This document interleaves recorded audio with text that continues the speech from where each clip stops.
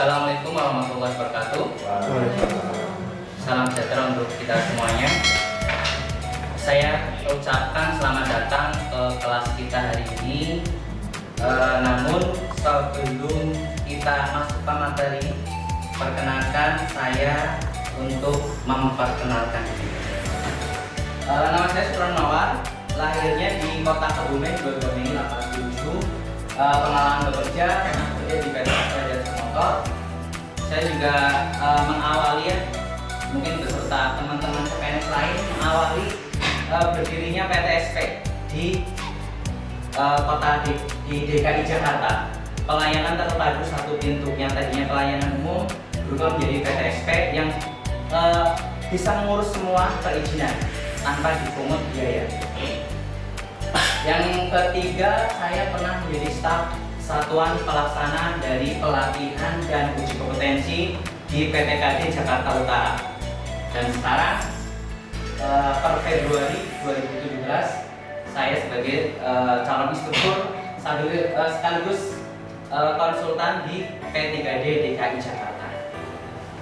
Adapun kontak yang mungkin Bapak Ibu ingin berkorespondensi dengan saya, bisa mengirimkan email ke supranawar1987@gmail.com, ataupun yang ingin tahu lebih dalam bisa klik blog saya di www.supranawar.wordpress.com. Situ ada akun media sosial sebenarnya ada, mungkin nanti bisa kita saling sharing terkait mungkin produktivitas ataupun terkait pelatihan kerja. Adapun nomor handphone saya 0878 841 99511. Ini nomor WA saya juga. Jadi untuk berkorespondensi insya Allah lebih mudah. Selanjutnya, sebelum masuk ke materi, saya ingin Bapak Ibu mengetahui terlebih dahulu apa sih yang akan kita pelajari hari ini. Yaitu kita akan mempelajari tentang data dan informasi. Mungkin Bapak Ibu pernah masuk ke rumah sakit, dirawat gitu ya. Habis itu dari petugas rumah sakitnya memberikan kuesioner ataupun survei gitu. Mungkin ada yang pernah mengalami? Ya, mungkin itu salah satu penggalian dari bagaimana mengambil data. Dan hari ini kita akan belajar tentang pentingnya data. Mengapa sih penting sih? Karena ketidakadaan data ini bisa menghilangkan sebuah negara. Contoh kasusnya adalah kita kehilangan Sipadan dan Ligitan, kepulauan di perbatasan Malaysia. Karena apa? Karena di pengadilan di Den Haag sana, di pengadilan internasional kita hanya kalah karena Malaysia mempunyai data bahwa Inggris sebagai penjajah dari Malaysia pernah mengeluarkan dokumen pajak kepada nelayan-nelayan yang nelayan penyu di sana. Jadi dengan dasar itu kita kalah dalam persengketaan perebutan Pulau Sipadan dan Ligitan. Jadi kita data sudah paham ya, mulai paham terkait pentingnya data. Kita sebuah anekdot ini ya. Jadi data itu sangat penting. Karena apa? Misalnya ini saya berikan sebuah contoh bahwa misalkan ada sebuah peperangan, sebuah negara bisa hilang. Jadi karena ketidakadaan kebutuhan data, kebutuhan perang, datanya nggak ada, jadi tidak terorder atau tidak terbeli paku untuk ladang. Karena pakunya nggak terorder, sehingga ladangnya juga hilang. Karena ladang hilang, kudanya pun hilang. Karena nggak pakai ini kan sakit kuda ya. Karena kudanya hilang, jenderalnya hilang. Karena jenderalnya tidak ada, maka pasukannya juga kocar-kacir. Karena tidak ada pemimpinnya. Karena prajuritnya nggak ada, kalahlah perang. Karena kalah perang, sebuah negara akan hilang. Misalnya Indonesia juga bisa hilang karena kalau datanya tidak kuat. Contoh ada 17.000 pulau, kalau kita tidak peduli dengan data, bisa saja satu persatu hilang pulau-pulau yang ada di luar Indonesia. Oke, kita masuk. Jadi hari ini saya ingin membawa Bapak dan Ibu semuanya bagaimana membimbing penerapan alat, teknik, dan metode peningkatan produktivitas. Jadi judul kita hari ini saya ambilkan dari SKKNI Produktivitas nomor 8, jadi nomor 160 tahun 2016 terkait kode unit M70294.00802, yaitu membimbing penerapan alat, teknik, dan metode peningkatan produktivitas. Saya ambil elemen kompetensi 1, KUK nomor 1, yaitu mengumpulkan data dan informasi terkait permasalahan peningkatan produktivitas. Jadi filosofi hari ini adalah kita harus berbicara sesuai dengan data dan fakta, ya, tidak boleh sembarangan. Apalagi kita sebagai ASN. Tujuan pembelajaran hari ini adalah yang pertama, peserta kompeten dalam menggunakan metode atau cara pengumpulan data terkait peningkatan produktivitas dengan benar. Yang keduanya, peserta kompeten dalam mengumpulkan data dan mengolahnya menjadi informasi terkait peningkatan produktivitas berdasarkan analisis kebutuhan dengan benar. Adapun manfaat yang kita peroleh adalah kita menjadi efektif dan benar dalam mengumpulkan data terkait peningkatan produktivitas. Kita masuk ke pengertian data dan informasi. Data adalah sesuatu yang belum mempunyai arti bagi penerimanya dan masih memerlukan pengolahan. Data bisa berupa angka 1, 2, 3, 4, 5 sampai mungkin jutaan, lambang ataupun sifat. Bisa panjang, pendek, tinggi, rendah, benar, salah, dan sebagainya. Yang keduanya adalah informasi. Informasi adalah sekumpulan data atau fakta yang diorganisasikan atau diolah dengan cara tertentu sehingga mempunyai arti bagi penerima. Data yang telah diolah menjadi sesuatu yang berguna bagi si penerimanya, maksudnya ia dapat memberikan keterangan atau pengetahuan. Berikut perjalanan sebuah data menjadi informasi. Jadi dari data ditambahkan human interpretation atau pemahaman manusia, jadilah dia informasi. Jadi diolah terlebih dahulu, jadilah dia informasi. Lalu informasi ditambahkan human use. Jadi setelah informasi ini digunakan, jadilah dia sebuah knowledge atau pengetahuan. Jadi ketika Pak Jokowi mau menaikkan harga misalkan minyak, BBM, ya, dia perlu menggali data nih, minyak di dunia pasarannya berapa sih per barelnya gitu ya.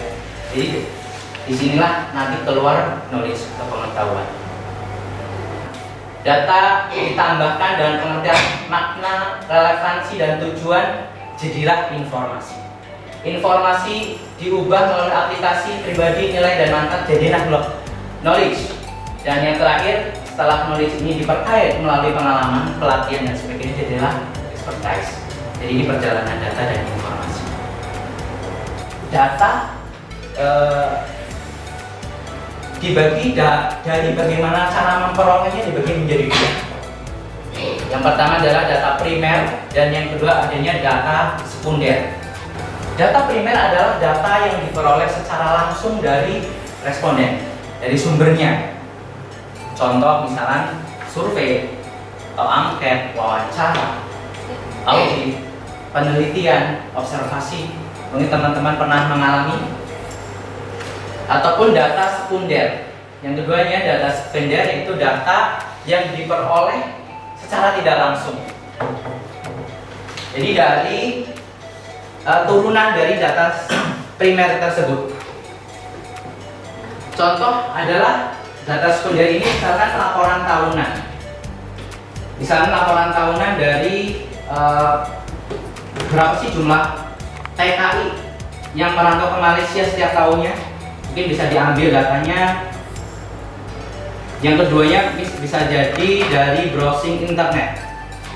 Mungkin mengambil data dari misalkan harga sembako atau data-data yang lain-lain.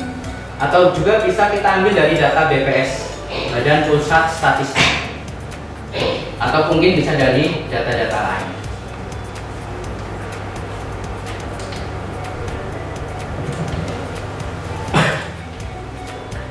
Cara mengumpulkan data, yang pertama tadi sudah saya sebutkan bahwa data dibagi menjadi dua, primer maupun sekunder.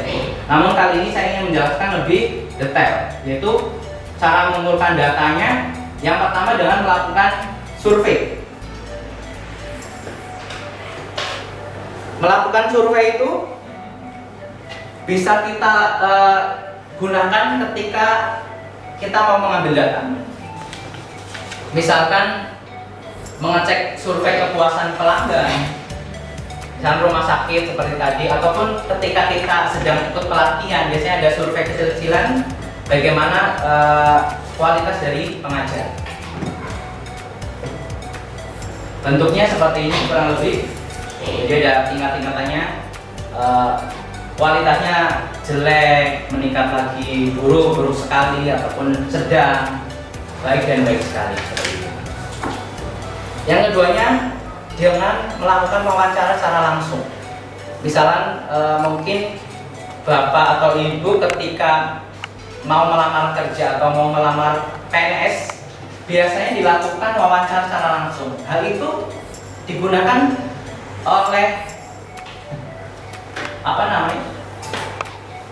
panitia untuk menggali seberapa besar sih bobotnya peserta ini untuk dijadikan sebagai karyawan. Jadi datanya kita terus digali, backgroundnya, pendidikannya, ataupun pengalaman-pengalaman yang sudah pernah dialami. Yang ketiga, dengan melakukan audit atau penelitian. Nah, ini bagi teman-teman yang mungkin kemarin sempat ramai ya, kasus sumber waras, ada audit BPK yang menyatakan di situ ada terjadi kerugian negara. Ini juga ramai karena dari BPK langsung mengambil datanya ke sumber waras gitu ya. Ataupun misalkan mungkin teman-teman yang pernah kerja di swasta, ada namanya perusahaan khusus independen yang mengaudit perusahaan-perusahaan swasta, namanya PwC ya. Jadi tugasnya emang mengaudit saja dia. Ataupun melakukan penelitian, mungkin bagi mahasiswa yang mau mengambil tesis atau mengambil skripsi, tentunya untuk melakukan ini perlu dilakukan penelitian atau pengambilan data secara. Yang keempat yaitu dengan melihat laporan tahunan. Seperti yang tadi saya sebutkan, misalnya kita ingin mengetahui berapa sih jumlah lulusan PBK, pelatihan berbasis kompetensi dari CIVES ini, dari BPPLK Bekasi, kita bisa melihat laporan tahun per tahunnya. Misalkan kita mengambil tahun 2010 sampai 2017, kita bisa melihat laporan tahunannya. Berapa sih jumlah yang lulus dari pelatihan ini. Dan yang terakhir adalah yang kelima, bisa kita mengambil data dengan browsing internet. Nah, ini cara mengolah data menjadi informasi. Yang pertama, kita melakukan penghimpunan dan pencatatan data recording, pengklasifikasian data, penyusunan data atau sorting, perhitungan, calculating, penyusunan laporan summarizing. Yang keenam, penyimpanan atau storing. Yang ketujuh, pencarian atau retrieving. Yang kedelapan, communicating. Dan yang kesembilan, penggandaan. Dan yang 10, pendistribusian data. Misalkan saya kasih contoh adalah ketika kita ingin mengambil data berapa sih ya pemenang pemilu presiden, kita bisa melakukan recording, catatan ya, pakai tali gitu kan, pakai 1, 5, deret gitu kan. Lalu diklasifikasikan data, siapa sih yang memilih Jokowi, siapa yang memilih Prabowo, dan sebagainya, sehingga lalu datanya setelah diolah jadilah kita distribusikan. Pemenangnya adalah Jokowi. Nah, ini cara mengolah data menjadi informasi. Misalkan jumlah pendaftar PBK Angkatan 3 tahun 2016 di PPKD Jakarta Utara tercatat seperti tabel di samping. Yang pertama, pendaftar tata busana 15, elektronika 24, listrik 27, teknik sepeda motor 25, dan operator 115. Totalnya segini ya. Sehingga jika kuota satu kelas 20 orang, berikan 3 informasi dari data tersebut kepada kepala PPK di Jakarta Utara.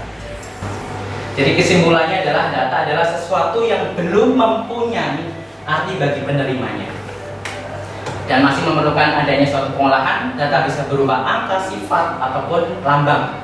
Dan informasi adalah sekumpulan data atau fakta yang diorganisasikan atau diolah dengan cara tertentu sehingga memiliki arti bagi penerimanya. Ada beberapa cara mengumpulkan data, dan yang terakhir adalah ada beberapa cara mengolah data menjadi informasi. Jadi saya rasa cukup semuanya.